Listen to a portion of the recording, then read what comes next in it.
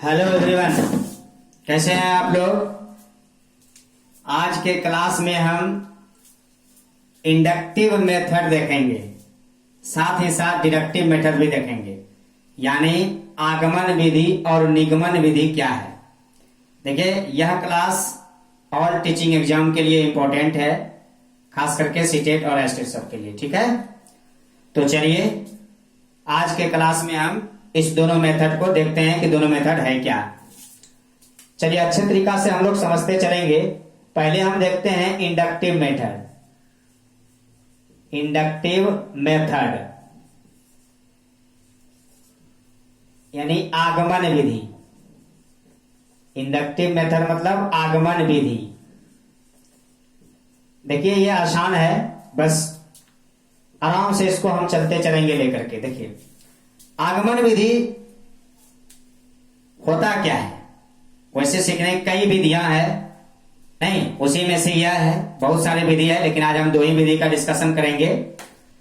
आगमन विधि है क्या। आगमन विधि में सबसे पहले यदि हम कहें तो अननोन से नॉन से अननोन की तरफ जाता है, मतलब ज्ञात से अज्ञात की ओर चलता है। इसका अर्थ क्या हुआ। देखिए ये सभी जानते हैं, आपने भी पढ़ा होगा कि नॉन से अननोन की ओर चलते हैं, नॉन टू अननोन। ऐसा आपने कई जगह पढ़ा होगा। लेकिन ये क्या है, ये ज्ञात से अज्ञात की ओर जाना क्या है। जैसे एग्जाम्पल के तौर पर हम समझते हैं कि मान लिया जाए, वैसे तो inductive method child centred method होता है। अब यहां बात आ गई चाइल्ड सेंटर्ड मेथड और टीचर सेंटर्ड मेथड। तो जब हम शिक्षण की विधियां पढ़ाएंगे तो उसमें हम टीचिंग मेथड का क्लियर करेंगे कि टीचिंग मेथड में टीचिंग सेंटर मेथड क्या है, लेक्चर मेथड क्या है, चाइल्ड सेंटर मेथड क्या है ना। तो उसकी चर्चा हम करेंगे। फिलहाल इतना जानिए, inductive method child centred method होता है। चाइल्ड सेंटर्ड मेथड कहने का मतलब क्या, बच्चों के लिए उपयोगी। कहने का अर्थ है कि नॉन टू अननोन, यानी ज्ञात से अज्ञात की ओर हमें चलना है। किसमें, आगमन विधि में, इंडक्टिव मेथड में। जैसे एग्जाम्पल तौर पर आप ये लीजिए, मान लिया जाए किसी बच्चे को टेबल याद करा दिया गया, जिसे आप पहाड़ा कहते हैं। टेबल याद करा दिया गया, नहीं मान लीजिए 1 to 5 तक ये याद करा दिया गया। ये इसको नॉन हो गया, मतलब वो जान गया, ज्ञात हो गया उसे। अब उसे क्या कर दिया गया, अब इसी को क्या किया, कहा कि इसको मल्टीप्लाई करके दिखाओ। तो ये तो उसे पता नहीं था, पर ये ज्ञात था, तो ज्ञात से क्या करेगा, वो ज्ञात वाला निकाल लेगा। तो यही कह रहा है कि इंडक्टिव मेथड ज्ञात से अज्ञात की ओर चलना है, नॉन से अननोन की ओर चलना है। क्लियर हुआ, यस नो जल्दी बोलिए। क्लियर हुआ। चलते हैं सेकंड मेथड में। सेकंड मेथड कहता है कॉन्क्रीट से अब्स्ट्रैक्ट की ओर। अब बात आती है कि कॉन्क्रीट से अब्स्ट्रैक्ट की ओर ये क्या है। देखिए कॉन्क्रीट टू अब्स्ट्रैक्ट, ये होता है मूर्त से अमूर्त की ओर चलना, मूर्त से अमूर्त की ओर। अब बात आती है कि ना हिंदी समझ में आया ना इंग्लिश समझ में आया, दोनों में से कोई बात समझ में नहीं आई। देखिए हिंदी और इंग्लिश का कोई इशू नहीं है, आपको सिर्फ ये साबित करना है हम समझे या नहीं। यदि आप समझ जाते हैं तो इंग्लिश हिंदी कुछ नहीं होता।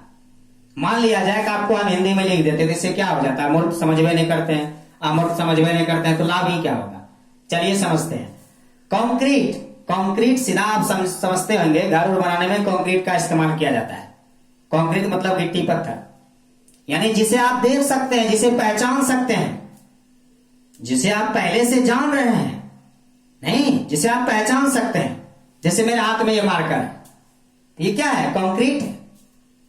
नहीं मतलब ये मूर्त है, मूर्त रूप में अवेलेबल है, पता है, मूर्त रूप में अवेलेबल है, पता है हमें, कंक्रीट है। तो वही कह रहा है कि भाई कंक्रीट से चलते हैं कहां, अब्स्ट्रैक्ट की ओर चलते हैं, जहां हमें पता नहीं है। आगे क्या होने वाला है। वैसे जो मैथ्स जो बनते हैं ना, मैथ साइंस, सब ये अब्स्ट्रक्ट पर निर्धारित हो जाता है, नहीं, क्योंकि कुछ पता नहीं रहता है, उसको निकालते चले जाते हैं, पता नहीं रहता। यही चीज यहां है। तो कंक्रीट हुआ ये, तो कंक्रीट से हमें कहां जाना है, अब्स्ट्रैक्ट की ओर जाना है। क्लियर हुआ, क्लियर हुआ, समझते चलेंगे चीजों को। Bottom to up approach, bottom to up approach क्या होता है, ध्यान दीजिएगा। बॉटम टू अप अप्रोच ये होता है स्थूल से सूक्ष्म की ओर, स्थूल से सूक्ष्म की ओर, समझ रहे हैं ना, स्थूल से सूक्ष्म की ओर। अब देखिए इसमें भी वही बात है, इसे भी नहीं समझ में आया तो समझिए, बॉटम टू अप, समझ रहे हैं ना, स्थूल से सूक्ष्म मतलब एक बड़ा विस्तार है, धीरे धीरे धीरे धीरे उसको आसान कर देते हैं, सरल शब्दों में चले जाते हैं, बड़ा से छोटा में चले जाना, स्थूल से सूक्ष्म हो जाना। क्लियर है, समझते चलिएगा चीजों को। अब हम देखते हैं एग्जाम्पल से रूल की ओर चलते हैं। देखिए इसी में चौथा पॉइंट कहता है कि पहले भाई एग्जाम्पल दिया जाता है, एग्जाम्पल दिया जाता है इंडक्टिव मेथड में, और उसके बाद रूल आता है, नहीं, यानी उदाहरण से, कहां से, उदाहरण से कहां जाते हैं, नियम की ओर।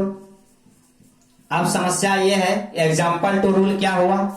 जैसे आप समझो एग्जाम्पल में कि मान लो तुम्हारे पास दो संख्या है, 2 और 3, क्लियर है, दो संख्या है। अब इसको कहा दोनों को स्क्वायर कर दो, और क्या करो, इस दोनों को 2 से मल्टीपल कर दो, कर दिया आपने, तो क्या बन गया, 2 दूनी 4, 3 तिया 9, और 2 दूनी 4 तिया 12, यानी ओवरऑल 25। ये हमने आपको एग्जाम्पल दिया। अब हम आपको क्या बता रहे हैं, रूल। अब आप देखो हमने क्या कहा था कि 2 एक संख्या ले लो, ये दोनों संख्या ले लो, यही ना उदाहरण दिया। अब रूल क्या हो गया, यदि हम 2 संख्या लेते हैं, यदि एक ए लेते हैं एक बी लेते हैं, स्क्वायर करते हैं, तो क्या हो गया, 2 की जगह ए यानी A square plus B square plus 2ab, यानी ये क्या हो गया, इसका रूल हो गया। समझ में आया, यानी पहले देना है एग्जाम्पल, तब निकालना है रूल, ये हो गया इंडक्टिव मेथड। क्लियर है, इंडक्टिव मेथड समझ में आ गया, समझे कि नहीं। अब आप देखो फिर से, अब अगला पॉइंट है डायरेक्ट से प्रूफ की ओर, डायरेक्ट से प्रूफ की ओर, यानी प्रत्यक्ष से प्रमाण की ओर, नहीं, प्रत्यक्ष से प्रमाण की ओर चलना है। अब प्रत्यक्ष से प्रमाण क्या होता है ये जानना है। अब देखिए जैसे हमने कहा बच्चों को कि बच्चों 2 + 4 कर दो 6 हो गया, ये क्या हुआ, प्रत्यक्ष। अब देना है प्रमाण। अब हम क्या कर रहे हैं, उस बच्चे को कह रहे हैं कि चलो एक काम करो, तुम 2 आम ले लो और फिर से दूसरे हाथ में 4 आम ले लो, और दोनों को तुम क्या करो, मिला दो। अब उसे तुम काउंट करो, तो काउंट करने के बाद उपरांत कितना होगा, 6। यानी हमने पहले उसको प्रत्यक्ष दिखाया, उसके बाद आम के रूप में उसे प्रमाणित कर दिया, यानी प्रूव कर दिया। तो वही कह रहा है, प्रत्यक्ष से प्रमाण की ओर हम चलेंगे इंडक्टिव मेथड में। क्लियर हो रहा है, क्लियर हो रहा है कि नहीं। तो ये सारा मेथड बच्चों पर जो है बहुत अच्छा से लागू होता है, उसके लिए बहुत ज्यादा हेल्पफुल है। इसीलिए इंडक्टिव मेथड को चाइल्ड सेंटर्ड मेथड कहा गया। क्यों, क्योंकि हैंड्स ऑन एक्सपीरियंस होता है इसमें, और आपको हम अभी पढ़ाए नहीं है, बताएंगे भी। हैंड्स ऑन एक्सपीरियंस जिस ऑप्शन में मिल जाए वो पावरफुल ऑप्शन होता है, उसके आंसर होने की 95% चांसेस बन जाता है। नहीं, हैंड्स ऑन एक्सपीरियंस हुआ, रियल लाइफ हुआ, ये सब जो वर्ड है ये एकदम पॉजिटिव पावरफुल वर्ड है। इसका क्लास हम जब लेंगे तब हम आपको बताएंगे, क्लियर करेंगे। फिलहाल जानिए, अभी तो मैं आपको सिर्फ ज्ञान दे रहा हूं। एग्जाम कैसे देना है, ऑप्शन कैसे छांटना है, इसकी चर्चा तो हमने आपसे अभी किया ही नहीं। जब करेंगे तो पक्का छक्का लगाइएगा। देखिए अभी तो डायरेक्ट से प्रूफ समझ गए, एग्जाम्पल से, आम से, क्लियर है ना। अब आप सोचो, हैंड्स ऑन एक्सपीरियंस समझ गए, चाइल्ड सेंटर मेथड चल गए, क्लियर है। अब है स्पेसिफिक टू जनरल चलते हैं, नहीं 6 नंबर ये कहो आप, specific to general, specific to general, नहीं स्पेसिफिक जनरल मतलब विशिष्ट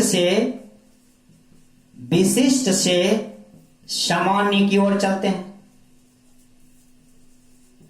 विशिष्ट से सामान्य की ओर मतलब कोई विशिष्ट नहीं कहते, विशेष अतिथि आए, विशिष्ट कोई विशिष्ट है, जो कोई विशिष्ट है उसको टीचर क्या करते हैं, तोड़ देते हैं इंडक्टिव मेथड के द्वारा, सामान्य कर देते हैं, जनरल कर देते हैं, जिससे बच्चे उसे आसानी से पकड़ लेते हैं। समझ रहे ना, ये होता है इंडक्टिव मेथड।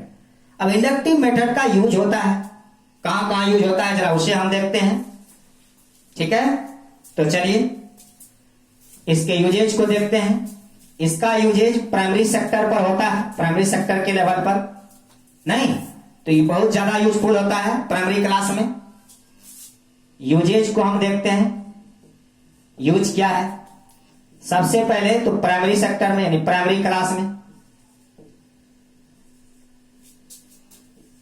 प्राइमरी क्लासेस में इसका यूजेज होता है। दूसरा ये सबसे पहले तो प्राइमरी क्लास में इसका यूज होगा, रूल का फॉर्मेशन करता है, नहीं अभी देखे आपने कि एग्जांपल देने के बाद रूल का फॉर्मेशन हो गया था, रूल फॉर्मेशन करने में, रूल फॉर्मेशन करने में। तीसरा रूल का क्या करने में, फॉर्मेशन करने में, तथा इस्टेब्लिश करने में, किसका, न्यू रूल का, नया रूल बनाने में, establishment of new rule, new rule नहीं इसका नया रूल बनाने में। तो इस ढंग से हम इसका इंडक्टिव मेथड का उपयोग भी करते हैं। समझ में आया, यस नो बताइए, समझ में आ रहा है, यस नो, क्लियर है। अब हम चलेंगे डिडक्टिव मेथड के साथ। अब आप देखो ध्यान से, बस बिल्कुल समझते चलना। यूज समझ गए, प्राइमरी में करेंगे, रूल का फॉर्मेशन करने में करेंगे, साथ ही साथ किसमें करेंगे, साथ ही साथ इस्टेब्लिशमेंट ऑफ न्यू रूल निकालने में, नया रूल बनाने में करेंगे। अब हम देखते हैं डिडक्टिव मेथड। डिडक्टिव मेथड, अब आप देखो डिडक्टिव मेथड जस्ट उल्टा, ये कह रहा है नोन टू अननोन, तो टू चलेगा यहां, unknown to known, unknown to known. Clear कर दिए हैं, समझा दिए हैं, बढ़ते चले जाते हैं आगे। अब देखो कॉन्क्रीट टू अब्स्ट्रैक्ट, यहां जाना है, यहां जाना है abstract to concrete, abstract to concrete, clear है। तीसरा नंबर देखो, ये बॉटम टू अप अप्रोच है, नहीं ये बॉटम टू अप अप्रोच है, ये क्या होगा, टॉप डाउन अप्रोच हो जाएगा, टॉप डाउन अप्रोच, क्लियर है। नंबर 4 एग्जाम टू रूल, तो यहां रूल से एग्जाम में चलेंगे, रूल टू एग्जाम, ये बड़े बच्चों के लिए बहुत ज्यादा उपयोगी होता है। एग्जाम्पल नहीं, बड़े बच्चों के लिए नहीं देखते हैं, सीधा सीधा रूल दिया जाता है हाई स्कूल वाले छात्र को कि ये सूत्र लिख लो, इस सूत्र पे सवाल बन जाएगा, उसे रूल दे दिया जाता है और वो आसानी से फिर उसे एग्जाम्पल तक चला जाता है। नेक्स्ट डायरेक्ट टू प्रूफ है, यहां प्रूफ से डायरेक्ट की ओर चलेंगे, प्रूफ से प्रूफ टू डायरेक्ट की ओर चलेंगे, यानी कि प्रत्यक्ष से प्रमाण की ओर।